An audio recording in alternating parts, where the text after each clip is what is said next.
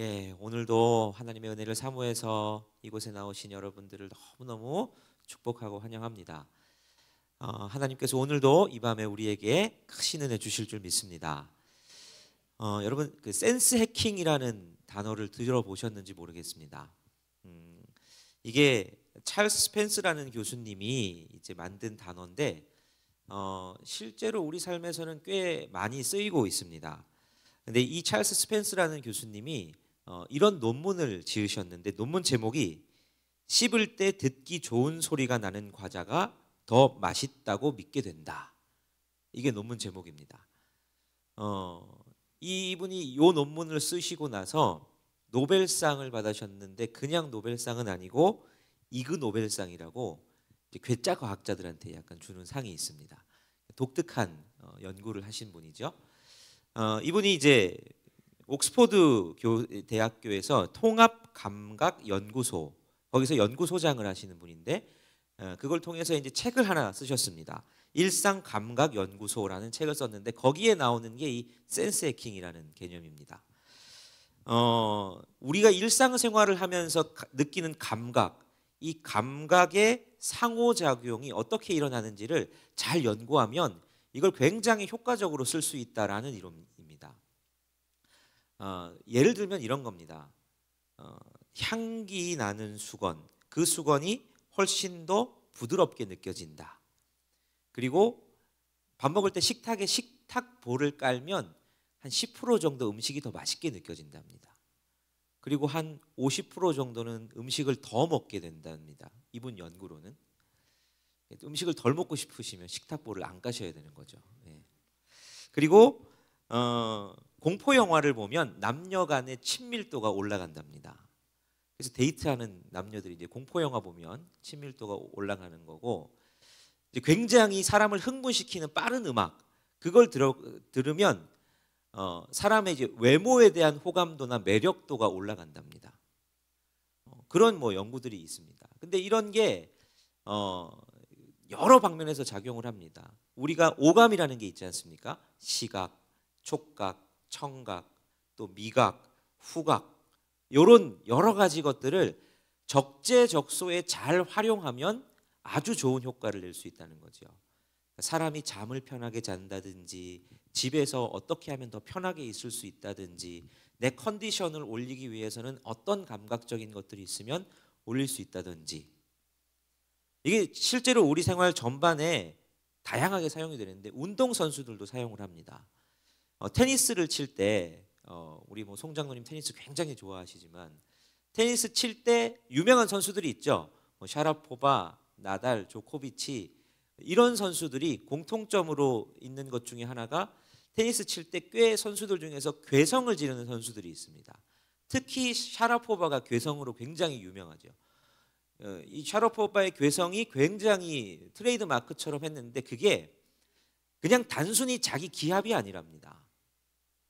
이렇게 괴성을 지름을 통해서 어떤 효과가 있느냐, 라켓에 공이 맞는 소리를 상대방이 잘 못 듣게 해서 방향을 예측하는 것을 조금 어렵게 하는 효과도 있답니다.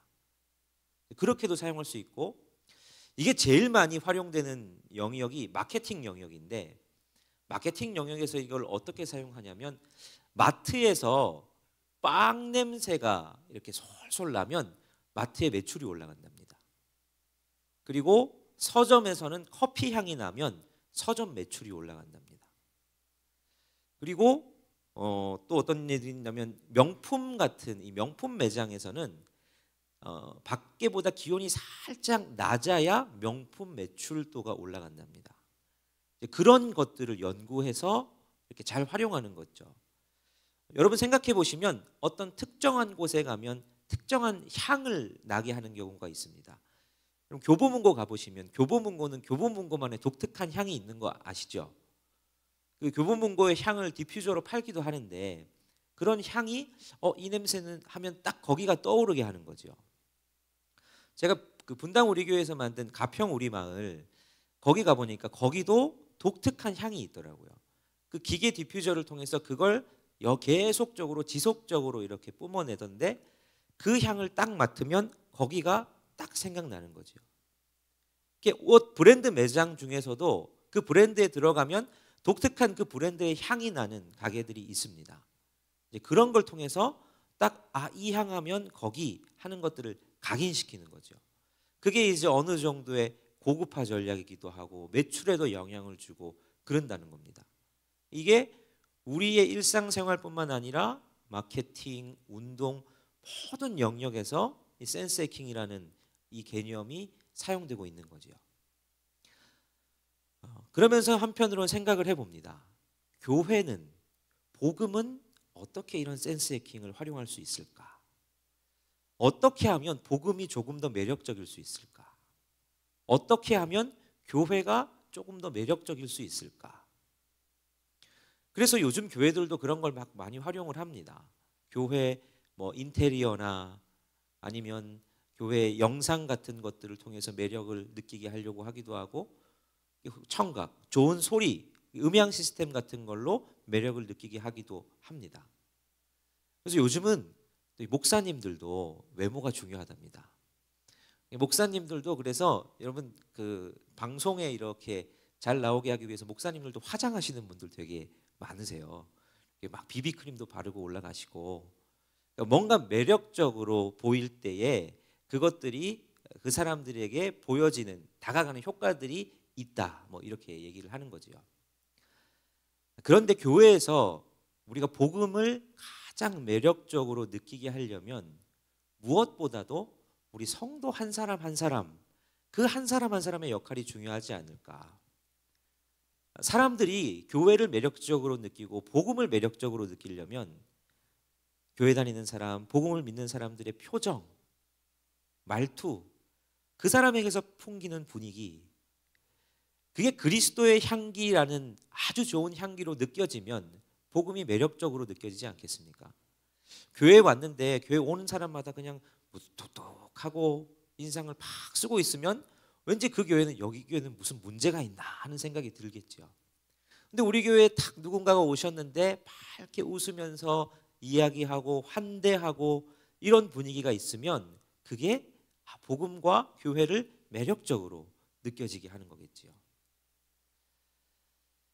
그런 의미에서 오늘 우리가 본문을 읽은 이 고린도 교회는 센스 해킹에 좀 실패한 교회다라고 할 수 있습니다. 고린도 교회가 사실은 굉장히 좋은 걸 가진 것들이 많습니다. 좋은 요소들이 많아요. 고린도 교회 개척자가 사도 바울입니다. 사도 바울이라는 유명한 사도가, 이 복음 전도자가 교회를 개척했으니 얼마나 좋은 교회겠습니까? 그리고 고린도 교회는 대대로 아주 좋은 목회자들이 많이 있었습니다.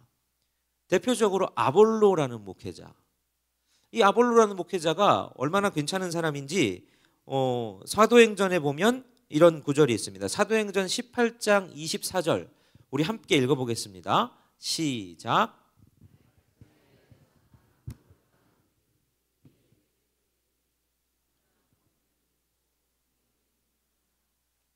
자, 사도행전에 보니까 알렉산드리아에서 난 아볼로라 하는 사람이 있습니다. 이 아볼로가 출신이 알렉산드리아입니다.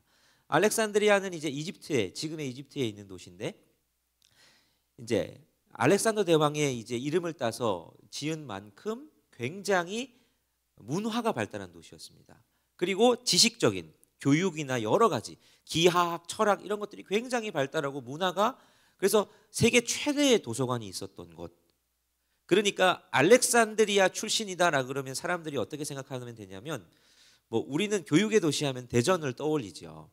근데 그것보다도 훨씬 더, 야, 저 사람 알렉산드리아 출신이래 하면, 와, 저 사람 똑똑한 사람이겠네, 이렇게 생각할 수 있는 그런 도시의 출신입니다.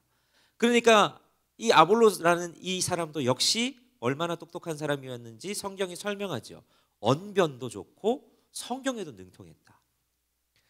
근데 이제 이 에베소에서 알렉산드리아에서 온 아볼로가 처음 이 브리스길라와 아골라를 만납니다. 근데 이때는 아볼로가 아직 세례 요한의 세례밖에는 몰랐다라고 성경은 기록합니다. 근데 이 브리스길라와 아골라를 통해서 복음을 알게 되고 예수 그리스도를 믿게 됩니다. 원래 성경에 능통했던 사람이 예수 그리스도에 대한 진리를 깨닫자 굉장한 이 훌륭한 목회자의 자질을 가지게 되는 거죠. 그러니까 아마 고린도 교회 출신인 바울과 같이 고린도 교회를 세웠던 브리스길라와 아굴라가 추천해서 고린도 교회의 목회자로 갔던 것 같습니다. 그러니까 이렇게 성경에도 능통하고 말도 잘하는, 그러니까 굉장한 좋은 설교자고 좋은 가르침을 할 수 있는 교사인 아볼로가 고린도 교회를 목회했으니까 얼마나 고린도 교회가 복받은 교회입니까? 아주 좋은 조건들을 다 갖춘 교회죠. 그런데도 불구하고 고린도 교회가 문제가 많았습니다. 고린도 전서를 보면 고린도 교회에 여러 가지 문제가 나옵니다. 대표적으로 어떤 문제를 가지고 있느냐? 분쟁이 있었습니다. 분파가 생겨버렸습니다. 나는 바울파다, 나는 아볼로파다, 나는 게바파다, 나는 그리스도파다. 교회가 나누어져서 막 몸살을 앓았습니다. 또 어떤 문제가 있느냐? 음행에 대한 문제도 있었고요. 또 결혼과 이혼에 관련된 문제들도 많았습니다. 뿐만 아니라 우상 제물을 먹는 문제, 이걸 먹어야 되냐 말아야 되냐 그거 가지고 막 싸우는 겁니다. 그리고 은사 활용, 고린도 교회가 은사가 굉장히 많은 교회였습니다. 예언도 많고 방언도 많고 신유도 있고 막 이런저런 은사들이 굉장히 많아서 너무너무 좋은 걸 많이 가지고 있는데 그 은사 활용 때문에 오히려 교회에 문제가 생깁니다. 네 은사가 크다, 내 은사가 크다, 은사를 뽐내고 막 자랑하고 이것 때문에 여러 가지로 방언을 해야 성령을 받았다느니 방언을 못하니까 어떻게 하냐느니 그래서 억지 방언을 만들어내고 이런 문제들이 고린도 교회에 많이 있었습니다. 자, 그런 여러 문제들 중에서 오늘 우리가 읽은 본문은 무슨 문제를 이야기하냐면 주의 만찬 문제, 즉 성만찬, 이 성찬에 대한 문제도 있었다라는 걸 오늘 본문은 우리에게 이야기해 줍니다. 그렇게 좋은 걸 많이 가진 교회가 도대체 무슨 문제를 가지고 있었을까? 그 당시 성찬은 오늘처럼 우리는 이렇게 웨이퍼 동그란 거 우리는 가지고 요만한 잔 가지고 이제 먹고 이렇게 하잖아요. 근데 그 당시에는 성찬이 그렇지 않았습니다. 그 당시에는 정말 그야말로 공동 식사였습니다. 진짜로 큼지막한 빵과 포도주를 준비해서 그리고 여러 가지 것들을 가지고 함께 공동 식사를 하고 이후에 또 그 식사에서 있는 포도주와 여러 가지 것들을 가지고 성찬을 하면서 기념하고 하는 이런 식으로 진행이 됐었는데 여기 문제가 생깁니다. 고린도 교회는 다양한 사람들이 모여 있었습니다. 그러니까 부자도 있었고 가난한 사람도 있었고 지주도 있었고 소장농도 있었고 노예도 있었고 거기 아주 다양한 그룹의 사람들이 모이는 교회인데 요즘처럼 우리처럼 이렇게 예쁜 예배당이 있는 그래서 그것에 모이는 게 아니라 초기에 고린도 교회는 한 사람이 자기 집을 오픈하는 거죠. 그러니까 집을 오픈하려면 꽤 큰 집을 가지고 있는 부자였겠죠. 그 사람이 집을 오픈합니다. 그러면 그 집에 오는데 그 당시에는 모일 때마다 성찬을 했습니다. 그러니까 예배 드릴 때마다 성찬을 한 거죠. 공동 식사를 늘 같이 하는 겁니다.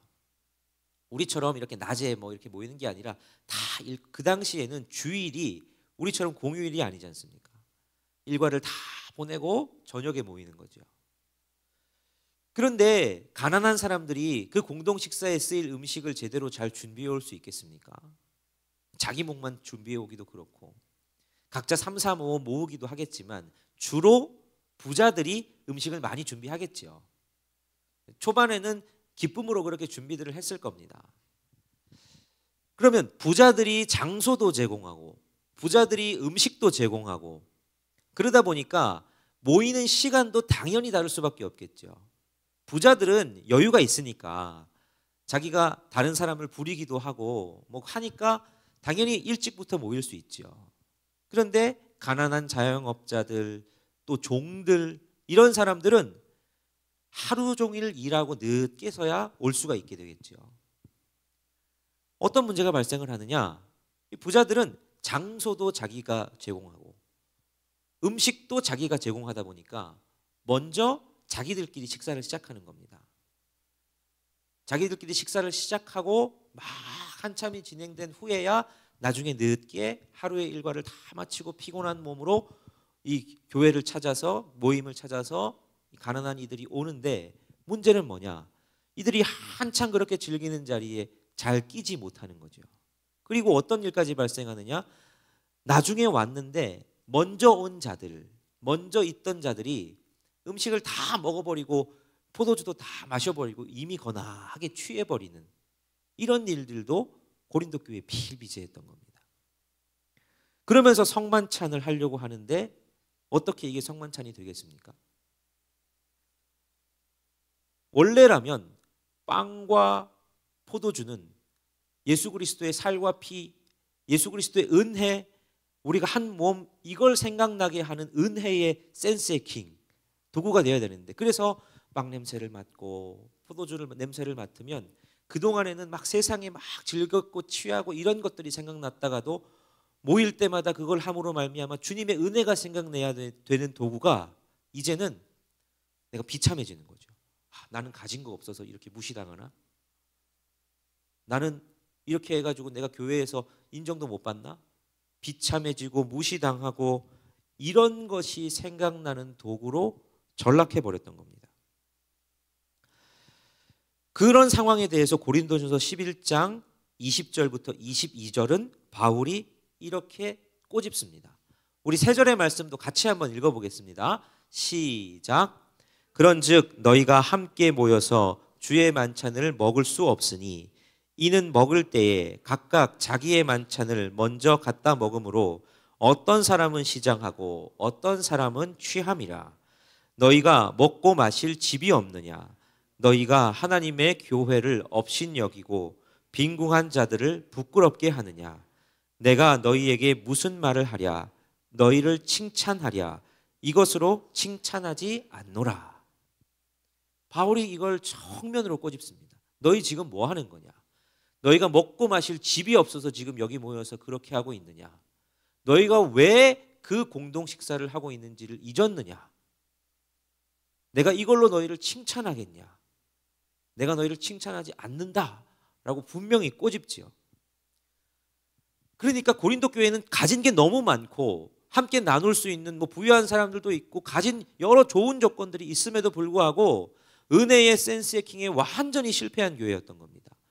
교회에 와서 교회 가고 싶고 기다려지고 성도들을 만나면 즐겁고 이렇게 한 것이 아니라 교회에 와서 성만찬의 자리만 들어가면 자신의 비참함을 발견하게 되는 이 부정적인 작용들이 있어 버렸던 교회. 그게 고린도 교회의 모습이었습니다. 이 부자인 사람들은 뭐가 잘못됐는지도 몰랐을 겁니다. 자기들이 다 해놓고 자기들은 늘 그렇게 해왔던 것들인데 자기들은 이미 취해서 다른 사람들이 어땠는지 신경도 안 썼을 겁니다. 그런데 이게 교회 공동체를 건강하지 못하게 만들고 있었던 거죠. 고린도 교회가 처음부터 그러진 않았을 겁니다. 처음에는 세워져서 이 초대교회의 모습 그걸 잘 듣고 그대로 잘 배워서 했던 교회였을 겁니다. 초대교회의 모습이 어땠느냐? 여러분, 초대교회의 모습은 정말 자기의 가진 것들을 서로 통용하는 그런 정말 가족 공동체 같은 공동체였습니다. 사도행전 4장 29절과 30절에 보면 초대교회의 기도가 나옵니다. 초대교회가 뭐라고 기도하는지 우리 같이 한번 다시 읽겠습니다. 시작. 주여 이제도 그들의 위협함을 굽어보시옵고 또 종들로 하여금 담대히 하나님의 말씀을 전하게 하여 주시오며 손을 내밀어 병을 낫게 하시옵고 표적과 기사가 거룩한 종 예수의 이름으로 이루어지게 하옵소서 하더라. 자, 이게 초대교회 기도입니다. 저기 보면 주여 이제도 그들의 위협함을 굽어보시옵고, 자기들에게 위협이 있다는 겁니다. 초대교회 박해가 있죠. 초대교회가 신앙생활하기 쉽지 않을 만큼 목숨을 걸고 해야 될 만큼의 박해가 있습니다. 근데 초대교회가 뭘 기도하냐면 주님, 박해가 있습니다. 우리를 박해에서 좀 자유롭게 해주시고 박해를 좀 없애주십시오를 기도하지 않습니다. 잘 보십시오. 또 종들로 하여금 담대히 하나님의 말씀을 전하게 하여 주시오며, 박해를 없애달라고 기도하는 것이 아니라 주님, 박해 가운데도 우리가 담대하게 말씀을 전하게 해주십시오 라고 기도합니다. 그리고 손을 내밀어서 병을 낫게 하시고 표적과 기사가 거룩한 종 예수의 이름으로 이루어지게 하여 주옵소서. 지금 박해라는 어마어마한 상황이 있는데 하나님 우리를 박해에서 좀 구해 주십시오를 기도하는 게 아니라 주님 박해가 있지만 우리가 복음도 담대하게 전하게 해주시고 우리가 복음을 전할 때 예수님의 이름으로 표적과 기사가 일어나게 해주십시오. 이걸 기도했던 교회가 초대교회였습니다. 이런 기도를 할 수 있었기에 박해 그걸로 무너지는 교회가 아니었습니다. 기독교 공동체가 이런 거구나를 알 수 있는 게 기독교 공동체는 하나님 세상을 좀 바꿔주십시오. 이걸 기도했던 공동체가 아니라 기독교 공동체는 하나님 나를 바꿔주십시오. 나를 바꿔주셔서 내가 이 세상을 바꿀 수 있는 그런 능력 있게 하여 주옵소서. 세상을 바꾸는 그런 기도를 드리는 공동체가 아니라 자신을 바꾸는 기도를 했던 공동체. 그런 공동체였습니다. 그런 공동체였기에 가난하고 자기 쓸 것이 부족할 수도 있지만 자기의 필요를 따라서 쓸 것, 자기의 것을 팔아서 가난한 사람들을 돕고 나누고 서로 통용했던 공동체. 환경에 지배받지 않고 환경을 넘어서서 자신을 바꾸기를 기도하면서 그렇게 자신의 것들을 나누었던 공동체가 초대교회 공동체였습니다. 그런데 고린도 교회가 그런 모습들을 잃어버렸던 거죠. 주의 만찬 문제에서 정확히 그걸 보여줍니다. 자, 그래서 바울이 어떻게 합니까? 바울이 다시 이 성만찬에 대해서 그들에게 교훈합니다. 그게 우리가 성찬을 할 때마다 성찬 제정의 말씀으로 계속 자주 읽는 말씀이지요. 23절부터 27절을 보면 이렇게 기록을 합니다. 내가 너희에게 전한 것은 주께 받은 것이니 곧 주 예수께서 잡히시던 밤에 떡을 가지사 축사하시고 떼어 이르시되 이것은 너희를 위하는 내 몸이니 이것을 행하여 나를 기념하라 하시고 식후에 또한 그와 같이 잔을 가지시고 이르시되 이 잔은 내 피로 세운 새 언약이니 이것을 행하여 마실 때마다 나를 기념하라 하셨으니 너희가 이 떡을 먹으며 이 잔을 마실 때마다 주의 죽으심을 그가 오실 때까지 전하는 것이니라. 그러므로 누구든지 주의 떡이나 잔을 합당하지 않게 먹고 마시는 자는 주의 몸과 피에 대하여 죄를 짓는 것이니라. 바울은 지금 이 메시지를 전하면서 성만찬의 본질을 다시 그들에게 말합니다. 예수님의 유월절 식탁을 기억하게 하는 거죠. 너희 그 식탁에 예수님께서 어떻게 하셨냐? 빵을 떼시고 떡을 떼시고 축사하면서 이것은 내 살이다. 이것은 내 피다. 이거 먹을 때마다 나를 기억하라고. 너희가 함께 먹고 마시고 즐기는 자리가 아니라 이걸 나눔으로 우리는 예수 그리스도의 살과 피를 기억하는 자리라고. 그 살과 피를 예수님께서 우리를 위해서 어떤 일을 행하셨는지를 기억하고 그걸 함께 마시는 우리가 그리스도를 머리로 한 공동체 되는 것을 기억하는 자리가 성찬의 자리라고. 근데 너희가 지금 뭐 하는 거냐고 그들을 꾸짖고 성찬에 대해서 다시 기억하게 해주고 있는 겁니다. 성찬은 그냥 1대1로 만나서 막 교제하고 즐기는 자리, 그 자리가 아닙니다. 성찬은 공동 식사입니다. 공동 식사로서 예수 그리스도께서 우리에게 어떤 일을 행하셨고 우리가 어떤 은혜를 받았는지를 기억하는 자리. 그래서 그 은혜를 주님이 다시 오실 때까지 전하는 자리. 그래서 그 은혜를 함께 나누고 우리가 그 은혜를 함께 입은 피와 살을 함께 나눈 공동체임을 기억하는 자리. 그게 성찬이라고. 성찬의 본질을 다시 기억하라고 교훈하고 있는 게 오늘 본문 말씀이다 하는 거지요. 그래서 누구든지 주의 떡이나 주의 잔을 합당하지 않게 먹고 마시면 주의 몸과 피에 대해 죄를 짓는다. 이걸 흔히 사람들은 내가 한 주간 죄 많이 지었으니까 회개하고 이거 받아야지 이렇게 생각할 수 있습니다.